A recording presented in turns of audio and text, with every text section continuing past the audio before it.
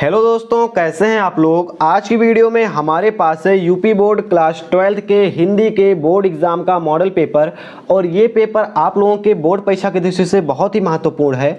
अगर आपने अभी तक अपने बोर्ड परीक्षा की अच्छे से तैयारी नहीं की है तो आप इस मॉडल पेपर को अच्छे से देखना, क्योंकि इसके बाद 4 मॉडल पेपर चैनल पर आपको और देखने को मिल जाएंगे। और अगर आपने इन 5 मॉडल पेपर में दिए गए प्रश्नों को अच्छे से सॉल्व कर लिया तो आप बोर्ड परीक्षा में 70 से 80 नंबर पा सकते हैं केवल इन्हीं मॉडल पेपर को देखकर। आपको ज्यादा पढ़ने की जरूरत नहीं है, बोर्ड एग्जाम आपके नजदीक है। इसी मॉडल पेपर को आप देखिए, इसके बाद जो 4 और आएंगे उनको आप देखिएगा। इससे आप बहुत ही अच्छे मार्क अपने बोर्ड एग्जाम में पा जाएंगे। तो ये हमारा पहला मॉडल पेपर है। इसके हम पहले क्वेश्चन को देखते हैं। ये क्या बोलता है कि रानी केतकी की कहानी, क्या है, रानी केतकी की कहानी के लेखक कौन हैं। तो ये आपको पता होगा, इसके लेखक हैं मुंशी इंशा अल्लाह खां। ये वाला इसका राइट आंसर हो जाएगा। इसके बाद अगला क्वेश्चन हम देखते हैं। अगला हमारा दूसरा क्वेश्चन है, निम्नलिखित में कौन सा उपन्यास नहीं है। तो आपको देखिए, परीक्षा गुरु भी उपन्यास है, पहला उपन्यास है। तितली और गबन ये भी उपन्यास है, लेकिन ये तीनों उपन्यास हैं। और इसका राइट आंसर ये हो जाएगा अशोक के फूल। ये एक निबंध है, ये उपन्यास नहीं है। अगला क्वेश्चन हम देखते हैं, ये खा है गा वाला, चंद्रगुप्त रचना की विधा है। तो चंद्रगुप्त जो है ये जयशंकर प्रसाद की ये नाटक की विधा है, ठीक है, नाटक की विधा है ये। अगला क्वेश्चन देखते हैं हम। अगला क्वेश्चन है हमारा, सरस्वती पत्रिका का संपादन किस युग में हुआ। तो सरस्वती पत्रिका का संपादन महावीर प्रसाद द्विवेदी ने भी किया था, जो कि द्विवेदी युग में हुआ था। अगला क्वेश्चन देखिए, कलम का सिपाही के लेखक कौन है। तो 4 ऑप्शन दिए गए हैं। इसका सही आंसर है हमारा अमृत राय। ये मुंशी प्रेमचंद्र जी की जीवनी है, तो ये आंसर गलत हो जाएगा। ये इसका जो इसके लेखक है इस जीवनी के, ये हैं अमृत राय, ठीक है। अगला हम 5वां क्वेश्चन देखते हैं।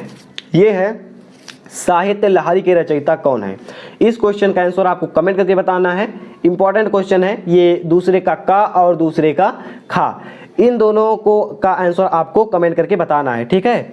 इसका आंसर आपको कमेंट करना है। गा हम देखते हैं, शिवा बावनी के रचनाकार कौन है। तो शिव बावनी के रचनाकार हैं भूसड़। और गोस्वामी तुलसीदास जी के बचपन का नाम क्या था। तो इनके बचपन का नाम था राम बोला। और इसके बाद 5वां क्वेश्चन है, निम्नलिखित में कृष्ण भक्ति के कवि नहीं है। कृष्ण भक्ति के कवि कौन नहीं है। तो वो नहीं है जो कि अष्टछाप कवियों में नहीं है। तो ये है इसका आंसर नाभादास। हमारे 10 क्वेश्चन हो गए, जिनमें हमने 8 क्वेश्चन के आंसर आपको बताए। 2 क्वेश्चन आपको कमेंट करने के लिए बोला है। आ रहा है आपको, तो उन दोनों को आपको कमेंट करना है। इसके बाद बोर्ड परीक्षा में आपको कुछ इस तरह से एक गद्यांश मिलेगा। इसको आपको सबसे पहले पढ़ना है, ठीक है। ऐसे आप मान लीजिए पढ़ेंगे, पढ़ने से आपको इसमें पता चल जाएगा कि ये किस लेसन का है। जैसे कि अगर आप इसे देखेंगे तो ये हमारा है, यहाँ से देखिए, यहाँ पर हमारा मिल जा रहा है, एक हिंट मिल रही है संस्कृति।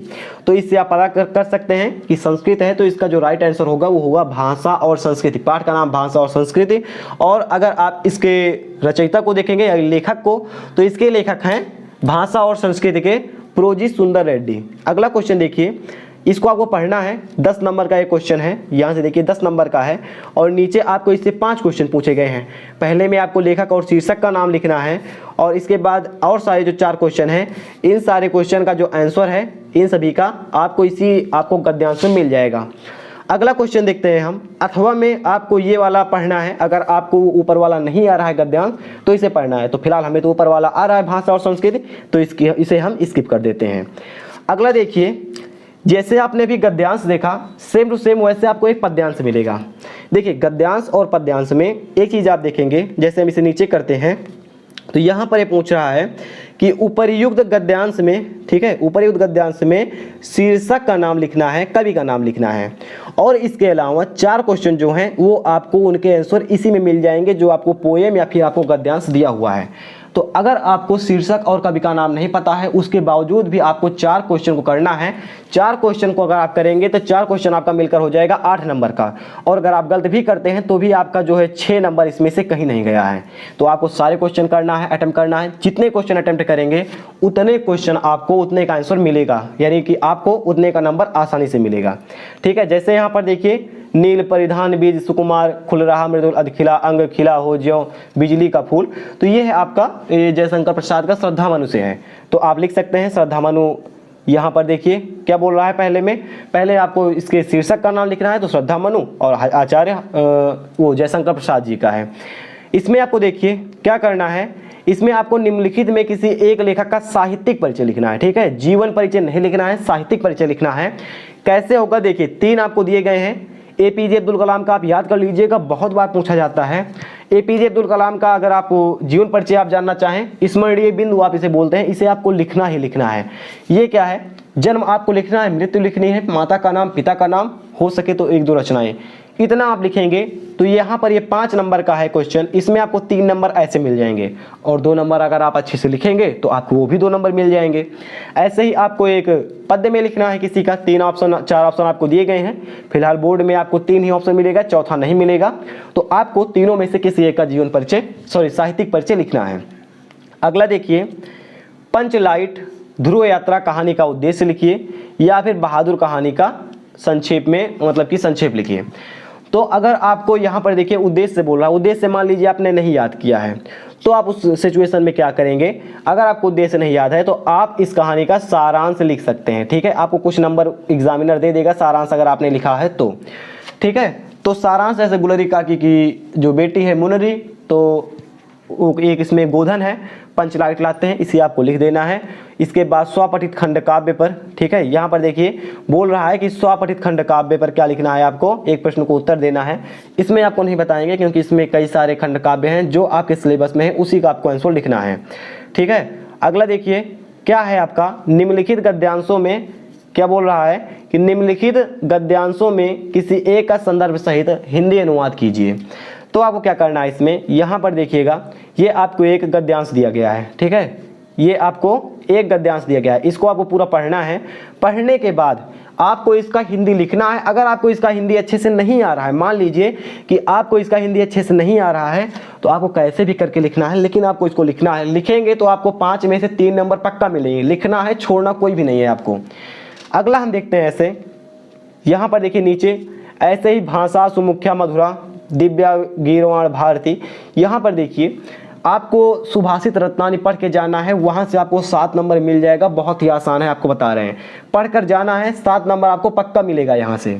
अगला देखिए, ये आपको मिल जा रहा है, एक लोकोक्ति मिल जा रही है। ठीक है, क्या है ये, लोकोक्ति है, और इसका आपको हिंदी में अर्थ लिखकर वाक्य प्रयोग करना है। कैसे करना है, जैसे आपको ये क्वेश्चन दिया गया है, कूप मंडूक होना, तो इसको आप समझते हैं, श्री गणेश करना, प्रारंभ करना, हाथ में कंगन को आरसी क्या, और सावन में हर, देखिए कुल मिलाकर आपको इनको पहले अर्थ लिखना है और अर्थ लिखने के बाद आपको इसका वाक्य प्रयोग करना है। वाक्य प्रयोग कोई भी करेंगे आपको 1 नंबर मिलना ही है। तो बोल रहा है देखिए किसी एक का है, बोल क्या रहा है कि किसी एक का आपको करना है। एक का यहाँ पर देखिए श्री गणेश करना, कार्य को प्रारंभ करना, बहुत ही आसान है, इसे आप कर लीजिएगा। संधि विच्छेद है, रमेशा का संधि विच्छेद यहाँ पर दिया गया है। अगर आप इसे देखेंगे तो रमेशा का जो राइट आंसर है वो हो जाएगा आपका रमाधन ईशा, पहला जो है आपका ये हो जाएगा राइट आंसर, ये वाला। दूसरा है आपका नायिका। ठीक है, ये क्या है आपका, ये है नायिका, इसका जो संधि विच्छेद है ये आपका हो जाएगा नैधन इका। ठीक है, ये पहला वाला आपका ये इसका राइट आंसर हो जाएगा नैधन इका। अगला क्वेश्चन देखते हैं हम, स्वागतम, बहुत ही आसान है ये, यहाँ पर इसका आंसर जो है हमारा है ये हो जाएगा सुधन आगतम। ठीक है, ये वाला। अगला देखिए हम देखते हैं क्वेश्चन, आत्मने में आपको क्या करना है, विभक्ति और वचन बताना है। किसमें बताना है, आत्मने में। तो इसका आपका राइट आंसर क्या हो जाएगा, ये है आपका चतुर्थी एकवचन। ठीक है, अगला देखते हैं, अगला क्वेश्चन है हमारा, सही युग्म का आपको सही अर्थ लिखना है।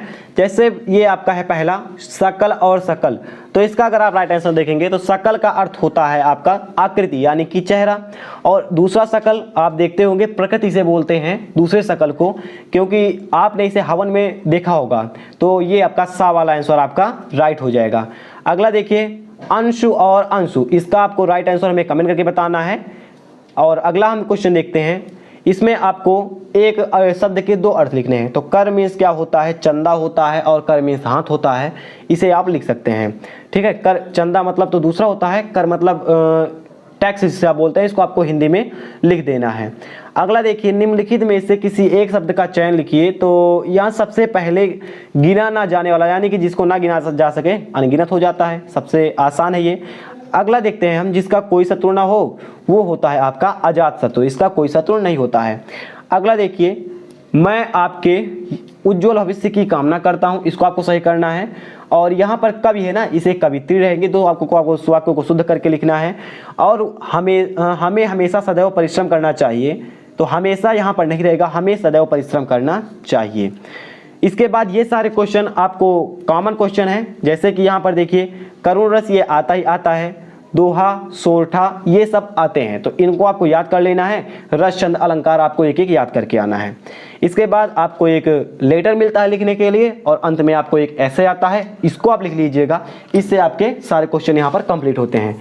आई होप आप समझ गए होंगे किस तरह से क्वेश्चन आपके बोर्ड परीक्षा में पूछे जाएंगे। ये पहला क्वेश्चन पेपर था, इसे आप अच्छे से तैयार कर लीजिएगा। इसके बाद 4 और मॉडल पेपर आपको देखने को मिलेंगे अगर आपने इस पर सपोर्ट किया तो फिलहाल हम मिलेंगे ऐसे किसी नेक्स्ट वीडियो में। कैसे लगे आपको ये वीडियो आप हमें कमेंट करके जरूर बताइएगा। मिलते हैं ऐसे किसी नेक्स्ट वीडियो में। जय हिंद।